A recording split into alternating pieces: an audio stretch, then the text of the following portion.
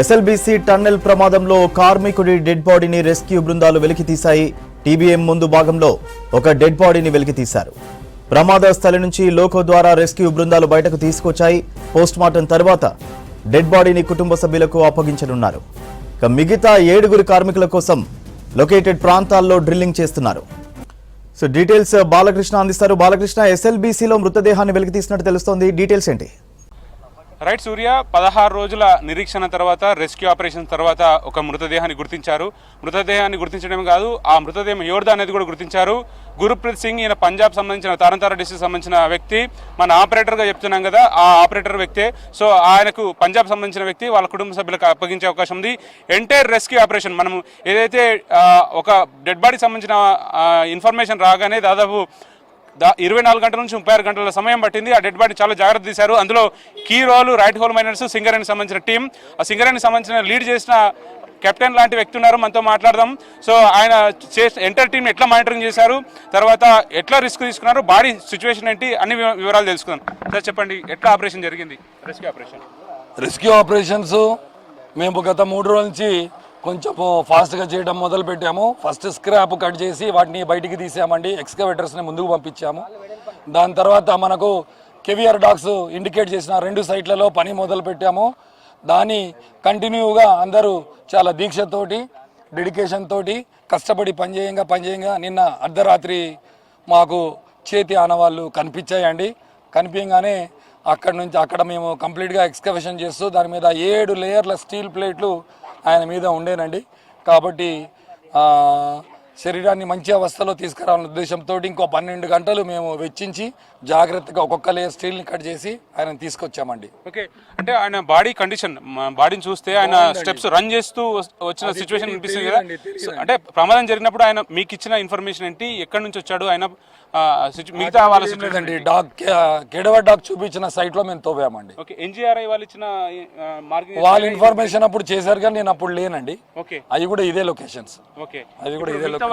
మిగతా వారి కోసం ఎట్లాంటి అన్వేషణ జరుగుతుంది? మేము ఇప్పుడు మనకు దొరికిన మనిషి యాక్చువల్లీ ఫేస్ ఫ్రంట్ లో ఉండేననే సమాచారం మాకు అందరి దగ్గర మాట్లాడంగా తెలిసింది. ఆయన ఇక్కడ దాకా వచ్చాడంటే ఇక్కడ మిగతా వాళ్ళు దొరికే అవకాశం ఉందని మేము ఆశగా ఉన్నామండి. ప్రయత్నిస్తాం. ఓకే, గురుప్రీత్ అని ఎట్లా ఐడెంటిఫై చేశారు? మేము ఐడెంటిఫై ఎప్పుడు చేయమండి. మేము మనిషిని దొరకంగానే మేము ర్యాప్ చేసి తీసుకొస్తామండి.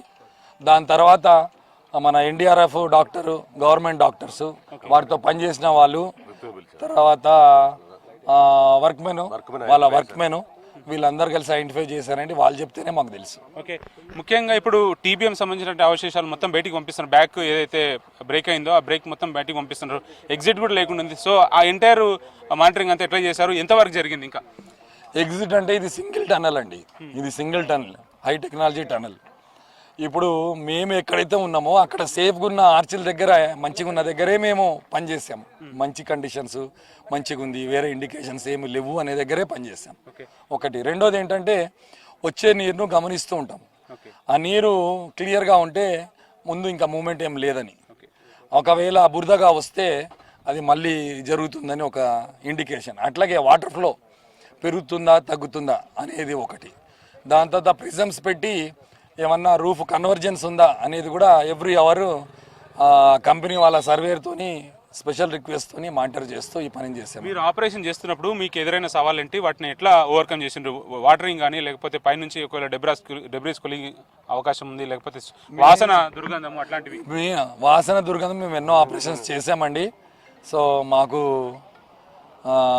ఇటువంటి ఆపరేషన్స్లో అది మాకేం ఇబ్బంది కలిగించదు. ఎందుకంటే మేము సేవాభావంతో సింగరేణి సంస్థ రెస్క్యూ సర్వీసెస్ని సింగరేణి కోసం స్థాపించినా కూడా చుట్టుపక్కల ఉన్న ప్రజానికానికి కానీ ఎక్కడైనా కానీ మేము వేరే రాష్ట్రాలకు కూడా వెళ్తుంటాం. ఒక్కోసారి కోల్ ఇండియా వాళ్ళకి వెళ్ళి కూడా సహాయం చేస్తుంటాం. ఇది సేవా సంకల్పం అండి. అందులో మాకు కష్టం అనేది మేము చూడమండి. వాటరు మనకు అంతకుముందు ఏది ఉందో అదే వస్తుంది. స్పెషల్గా ఈ కొద్ది రోజుల్లో మాకు ఏమి ఎక్కువ పెరగలేదు మానిటర్ చేసినప్పుడు. ఓవర్ లాట్ ఆఫ్ స్టీల్ ఉందండి. ఆ స్టీల్ని కట్ చేయడానికి మేము ఎన్డీఆర్ఎఫ్, ఎస్డీఆర్ఎఫ్, రైల్వేస్ హెల్ప్ కూడా తీసుకున్నాము. మా దగ్గర కూడా ఎక్విప్మెంట్స్ ఉన్నాయి, కానీ మనకు మిగతా ఏజెంట్స్ సాయం చేస్తున్నాయి కాబట్టి మేము మొత్తం ఎక్విప్మెంట్స్ని ఇక్కడ తెచ్చే అవసరం రాలేదండి. కూలింది మట్టి అయినా సరే, కొండ చర్యలైనా మొత్తం ఆ ఏరియా అంతా కూడా కాంక్రీట్ బెడ్గా మారిపోయింది కదా, అది మీకు తీయడం ఎంత కష్టమైంది?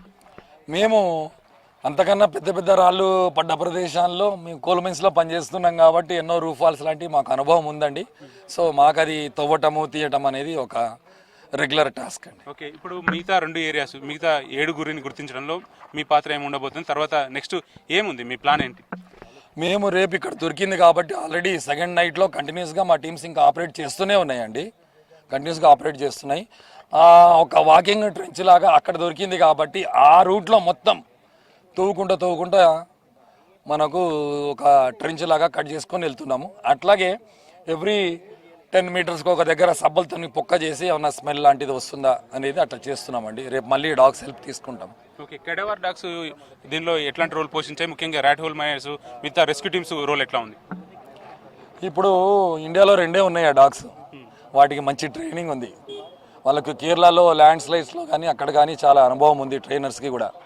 సో అది స్మెల్ చూడంగానే అది కూర్చొని ఇండికేషన్ ఇస్తుంది, ఇక్కడ పక్కా ఉండడని ఇండికేషన్ ఆ డాగ్స్ ఇస్తున్నాయి. ఒకవేళ మనకు ఆయనకు పని చెప్పకపోతే నాకు పని చెప్పు అని అరుస్తూ పని చేయాలని ఉరుకులాడుతున్నాయి, నన్ను వదిలిపెట్టు నేను ఎదుగుతా అంటున్నాయి. మంచి ట్రైనింగ్ ఉన్న డాగ్స్ అండి. డాగ్స్ బాడీ లాంగ్వేజ్ అట్లా ఆ ఏరియాని ఐడెంటిఫై చేసినప్పుడు, అంటే మృతదేహాలు అక్కడ ఉన్నాయని ఐడెంటిఫై చేయడం ఎట్లా మీరు అబ్జర్వేషన్ చేసిందంటే వాళ్ళు అవి ఏమి ఇండికేట్ చేసాయి? నేను అంటే ఇది ఎట్లాగో అయిపోయింది కాబట్టి మిగతా వాటి కోసం ఇవాళ నేను లోపల ఉండగా డాగ్స్ని రమ్మన్నానండి. ఆ డాగ్స్ ఒక దగ్గర అంటే ఫ్లూయిడ్స్ వస్తున్నాయి కాబట్టి వాటర్లో అందులో ఉందని ఇండికేషన్ ఇచ్చింది. మిగతా చోట మళ్ళీ మనము కొంచెం హోల్స్ చేస్తే కానీ వాటికి స్మెల్ అనేది దొరకదు. ఎందుకంటే 9.2 మీటర్స్ టన్నల్ కదా, దాదాపు 6 మీటర్స్ కప్పబడి ఉంది. ఇది 16 రోజులైంది, ఒక డెడ్ బాడీ ఐడెంటిఫై చేశారు. మిగతా 7 డెడ్ బాడీస్కి బహుశా ఎంత టైం పట్టే అవకాశం ఉంది? ఇంకా రిస్క్ ఇట్లా మనం చెప్పలేమండి, ఎందుకంటే ఒకవేళ ఫాల్ అవుతుంటే మనం చెప్పలేం. కానీ ఈ మనిషి దొరికాడు కాబట్టి ఇప్పుడు హోప్ఫుల్గా ఉన్నాం. అంటే అవి అందరూ వాష్ అయ్యి ఇక్కడికి వస్తే తొందరగానే దొరికే అవకాశాలు ఉన్నాయి. కరెక్ట్గా చెప్పలేమండి, ఎందుకంటే రేపు మళ్ళీ మేము రివైజ్ చేసుకొని చూసి ఎల్లుండి మళ్ళీ పథకాలు వేసి అన్ని ఎతికి డాగ్స్ ఏమైనా ఇండికేషన్ దొరికితే ఈజీ, లేకుంటే మక్కనే చాలా పెద్ద వచ్చిందండి, చాలా పెద్దగా వచ్చింది. ఇప్పుడు మీ దగ్గర ఉన్న సవాల్ ఏంటి? ఎట్లాంటి ఛాలెంజెస్ ఓవర్కమ్ చేస్తే ఆ మిగతా 7 సంబంధించిన డీటెయిల్స్ రావచ్చు? మనకు డేంజర్ ప్లేస్ కన్నా యువతల కొట్టుకొని వస్తే డేంజర్ ఏం లేదండి, కొంచెం టైం పట్టినా తీస్తాం. కానీ ఆ డేంజర్ అవతలు ఉంటే మాత్రము మనకు పనిచేసే వాళ్ళకి డేంజర్ కాబట్టి ఆ ఒక్క ప్రదేశాన్ని కంప్లీట్గా చేసే వాళ్ళు సర్వే చేస్తున్నారు.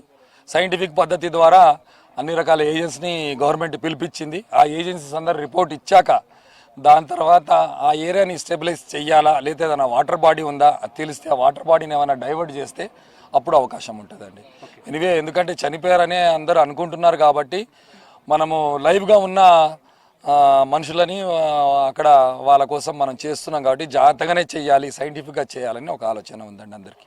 Okay, thank you. సో మొత్తానికి ఆ 8 మందికి సంబంధించినటువంటి ఏదైతే ప్రయత్నాలు రెస్క్యూ ఆపరేషన్ జరుగుతున్నాయో, ఒక డెడ్ బాడీని మిగతా ఫార్మాలిటీస్ ఏవైతే పోస్ట్ మార్టం చేసిన తర్వాత గురుప్రీత్ సింగ్గా నిర్ధారించారు. ఆయన పంజాబ్ రాష్ట్రం తరంతర జిల్లాకు సంబంధించిన వ్యక్తి. ఇది ఇండో పాక్ బార్డర్లో ఉండే విలేజ్. సో ఆ విలేజ్కి పంపించడానికి పూర్తి స్థాయి ఏర్పాట్లు అయితే చేశారు. అంబులెన్స్ని కూడా సిద్ధం చేశారు. డైరెక్ట్గా సుమారుగా 3000 కిలోమీటర్ల దూరం ఉంటుంది. అక్కడికి కుటుంబ సభ్యులకు అప్పగించి నేరుగా అధికారులు ఆ బాధ్యత తీసుకున్నారు, ఆ గ్రామానికి తరలిస్తారు. మిగతా 7 కోసం 7 చిక్కుకున్నటువంటి కార్మికులు ఎవరైతే ఉన్నారో వాళ్ళు ముఖ్యంగా మొదటి నుంచి చూస్తే మనోజ్ కుమార్, శ్రీనివాస్, అట్లాగే సన్నీ సింగ్, ఈ ముగ్గురు కూడా ఇప్పుడు గురుప్రీత్ సింగ్ ఎక్కడైతే దొరికారో అక్కడనే ఈ ముగ్గురు కూడా దొరికే అవకాశం ఉందని భావిస్తున్నారు. ఎందుకంటే ప్రమాదం జరిగిన సందర్భంలో ఆ 4 అక్కడనే ఉన్నారు. అందులో 4లో గురుప్రీత్ సింగ్ మాత్రం ఆ డెడ్ బాడీ మాత్రం లభ్యమైంది. మిగతా డెడ్ బాడీస్ కూడా అదే ఏరియాలో ఉంటాయని చాలా ఫాస్ట్గా రెస్క్యూ ఆపరేషన్స్ జరుగుతున్నాయి. మిగతా జార్ఖండ్కు సంబంధించిన సందీప్ సాహు, అట్లాగే సంతోష్ సాహు, అనుజ్ సాహు, జగతా ఎక్స్, ఈ 4 కూడా జార్ఖండ్ సంబంధించిన వ్యక్తులు. జార్ఖండ్ రాష్ట్రం గుమ్లా జిల్లాకు సంబంధించిన వ్యక్తులు. వీళ్ళంతా కూడా లేబర్గా పనిచేస్తున్నారు. వాళ్ళకి సంబంధించిన ఆచూకీ కూడా రావాల్సింది. సో ఏదేమైనప్పుడు కూడా సహాయక చర్యలు జరగాలంటే కూడా రెస్క్యూ టీమ్స్ ఏవైతే ఇన్వాల్వ్ చేస్తున్నాయో వాళ్ళకు కూడా చాలా డేంజర్ సిచ్యువేషన్ ఉంది. అయినప్పటికీ కూడా అవన్నీ దొరకడం అనేది ఒక రెస్క్యూ టీమ్స్ చేస్తున్నటువంటి నిరంతర కృషికి ఒక రిజల్ట్ గా చెప్పవచ్చు. ఇక మిగతా టీమ్స్ అన్ని కూడా దాదాపు అన్ని రకాల ఆర్గనైజేషన్స్ అన్ని కూడా ఇందులో ఇన్వాల్వ్ అయ్యి, ఇండియన్ ఆర్మీ ఉంది, NDRF, SDRF, rescue teams, HYDRAA సంబంధించిన teams, rat hole miners, Singareni team, ఇట్లా అన్ని రకాల టీమ్స్ ఉన్నాయి. ఐఐటి సంబంధించిన మద్రాస్ ఐఐటి ఎక్స్పర్ట్స్ ఉన్నారు. ముఖ్యంగా ఈ డోగ్రా ఏరియాలో డోగ్రా రెజిమెంట్ లో పనిచేసినటువంటి పరీక్షిత్ మెహ్రా ఆధ్వర్యంలో ఇండియన్ ఆర్మీ కూడా చాలా కీలకమైన పాత్ర పోషిస్తుంది.